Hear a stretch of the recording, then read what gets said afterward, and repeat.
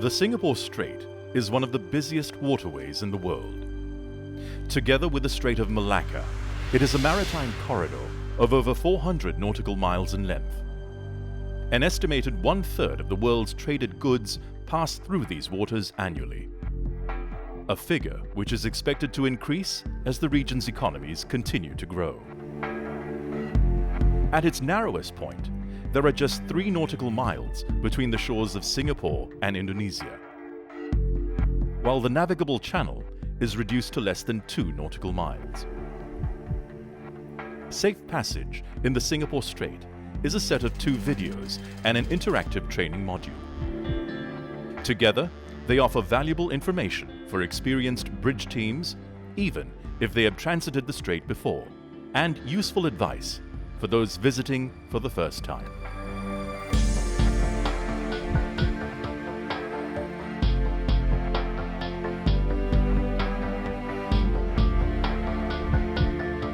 There are around 1,000 ship movements each day in the Singapore Strait.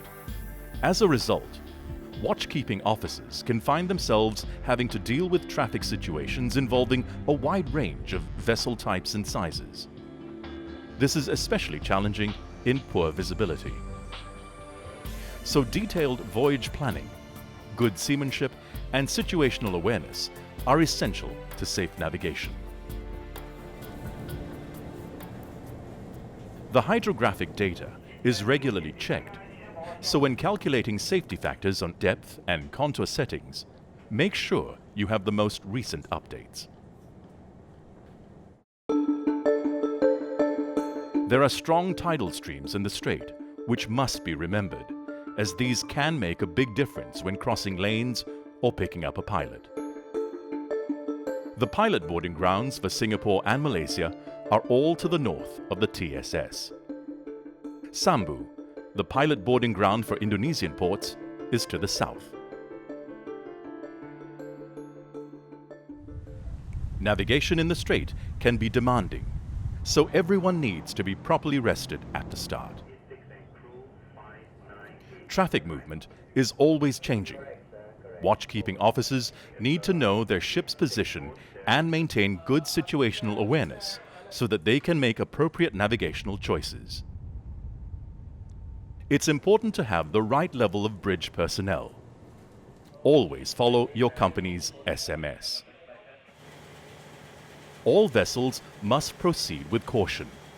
They need to maintain a speed consistent with safe navigation. As always, keep to your company's SMS, but it is strongly recommended to have the engine room manned throughout the transit. In addition to following all applicable rules of the road, officers are well advised to take a look at Rule 10 concerning navigation in a TSS. Remember, being in a TSS does not give you the right of way, so use good seamanship. This could mean slowing down to help resolve a traffic situation, even when you have the right of way. Always maintain a safe distance from other vessels. Keep an eye out for the weather. Sudden thunderstorms with heavy rain can occur between June and August, and October to December. The visibility can become moderate or poor very quickly. Haze can also reduce visibility. Shipmasters are advised to keep a proper lookout and navigate with caution. In addition to following all applicable rules of the road, ships shall comply in particular with Rules 19, 20, and 35 concerning the conduct of vessels in restricted visibility, the exhibition of navigation lights, and the use of sound signals. In darkness, vessels crossing the TSS and all precautionary areas are requested and recommended to display a signal of 3 all-round green lights in a vertical line. This indicates the intention to cross to all nearby vessels. In the TSS, it's rarely possible to always keep strictly to the planned course line. Watchkeeping officers must be prepared to move to one side of the lane or the other to overtake, or even when being overtaken. As well as the traffic in their immediate surroundings, they are advised to look well ahead to see what situations may be developing. Information on other vessels' intentions may be requested from the VTIS. The Singapore VTIS operates 24 hours a day. It is an advisory service and covers the 3 Strait reporting sectors 7, 8 and 9, known as Strait Rep. Reporting to it is mandatory when going into a new sector. It's good practice to inform the VTIS of your intentions at that time. There are teams of operators for each of the Strait Rep sectors. Mariners are recommended to follow the advice of the VTIS whenever possible, because the operators can have a better understanding of the traffic movements over a wider area. But remember that following navigational advice given to you by the VTIS does not give you the right of way. The bridge team alone is responsible for the safe navigation of the vessel. Going west, you will enter the TSS in its far eastern section, Sector 9.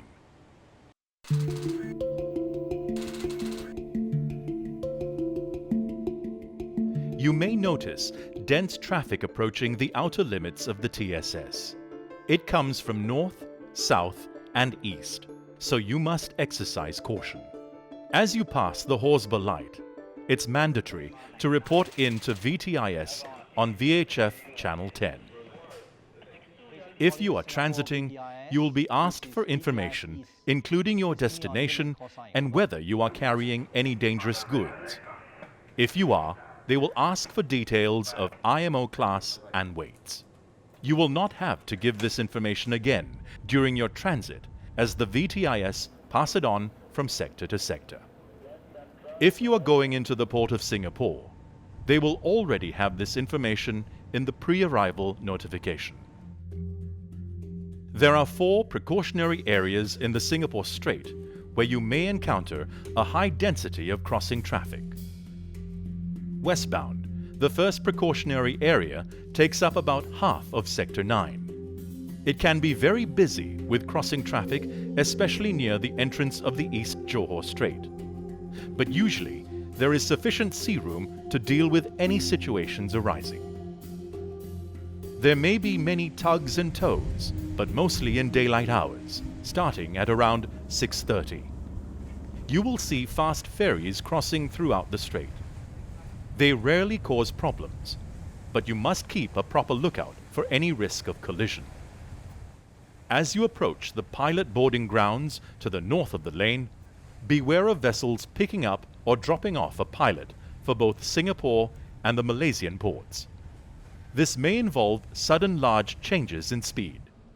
Checking the AIS information of nearby vessels may warn of their intentions, but never rely solely on AIS for collision avoidance.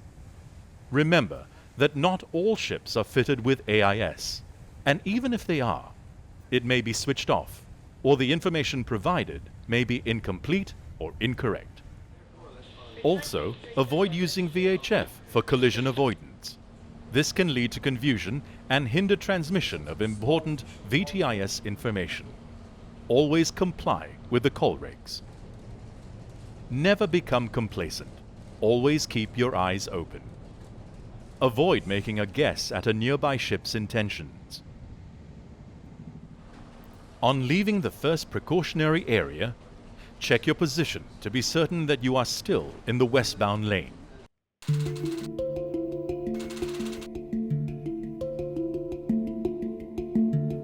When entering Sector 8, reporting is mandatory to the VTIS on VHF Channel 14. Sector 8 is the narrowest in the strait. It is probably the most demanding area for watchkeeping officers. To the north are anchorages used for bunkering and picking up stores. There are 5 pilot boarding grounds to the north of Sector 8. Be aware that eastbound vessels will start crossing to reach them. If you are going into the Port of Singapore, make sure your own pilot boarding ground is in your AIS as your destination.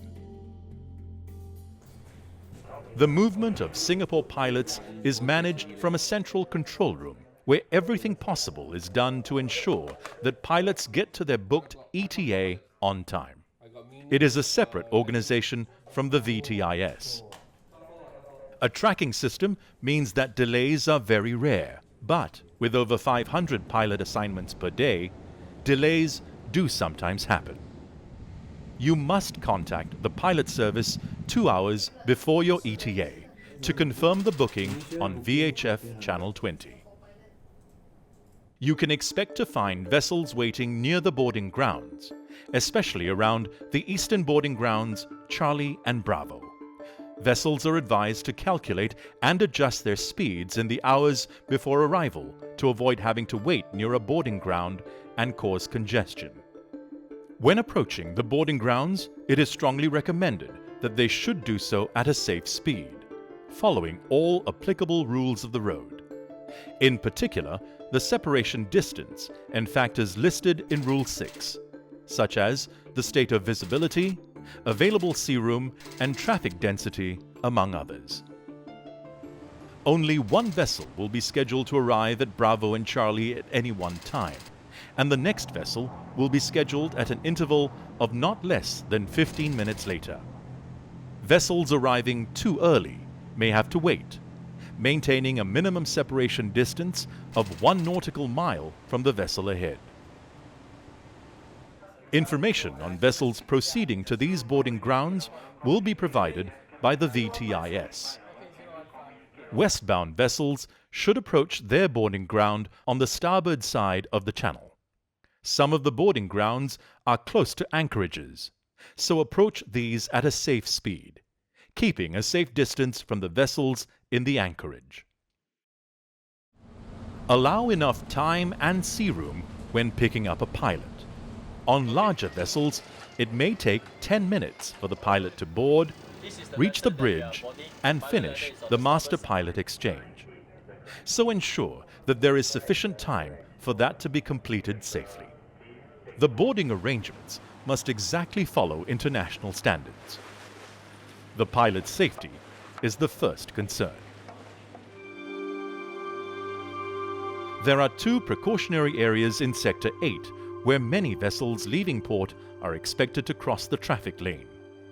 Pilot Eastern Boarding Ground Alpha is mostly used by container vessels for picking up pilots or as directed by the port master. Further west is the Pilot Southern Boarding Ground, used by passenger ships or as directed by the port master.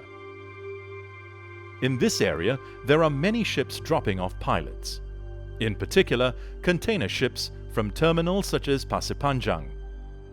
As they have the right of way, they come straight into the TSS, heading for the eastbound or westbound traffic lane. At night, these vessels may be obscured by the background lights of Singapore. Pay attention to the VHF to hear VTIS traffic information about nearby vessels. There may be a lot of crossing traffic, including ferries and tugs with barges, especially soon after dawn. Carefully assess the situation before you overtake. Immediately after the entrance to the Jong Fairway, note the slight course alteration to port. Distant oncoming traffic in the eastbound lane may seem to be intending to cross ahead of own ship, but they will alter course to starboard as they approach. Also, be aware that VLCCs in the eastbound lane may cross the westbound lane here, heading for the Shell single buoy mooring to the north of the TSS.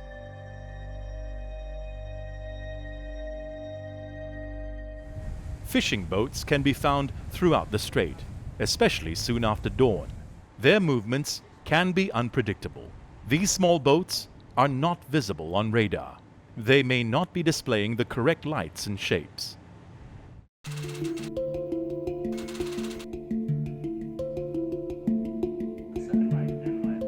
Report in to VTIS on VHF Channel 73 as you enter Sector 7. The westbound lane of the TSS is wider than in Sector 8, so generally the traffic is light. There's a wheelover position immediately inside Sector 7, near the Raffles Lighthouse. Beware of converging traffic and ensure you start early enough, as there is shallow water outside the channel.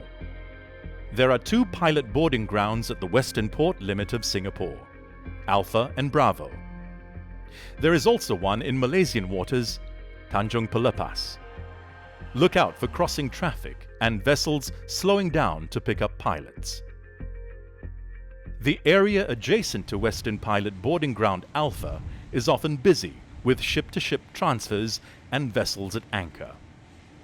There is a final precautionary area which may have crossing traffic entering and leaving the West Johor Strait. If you are going to the port of Tanjung Pelepas, their pilot center is on VHF channel 64. You are leaving Sector 7, report channel 88, have a good watch.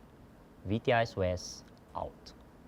Once you leave Sector 7 and enter Sector 6, please inform the Singapore VTIS that you have completed your transit and report to Johor VTS on channel 88.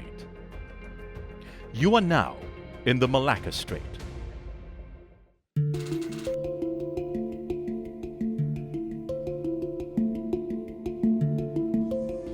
Detailed voyage planning, good seamanship, and situational awareness are essential to safe navigation in the Strait. Make sure your bridge is adequately manned as specified by your SMS. Maintain good communication with the VTIS throughout your transit. We hope you found this video helpful. Have a safe passage.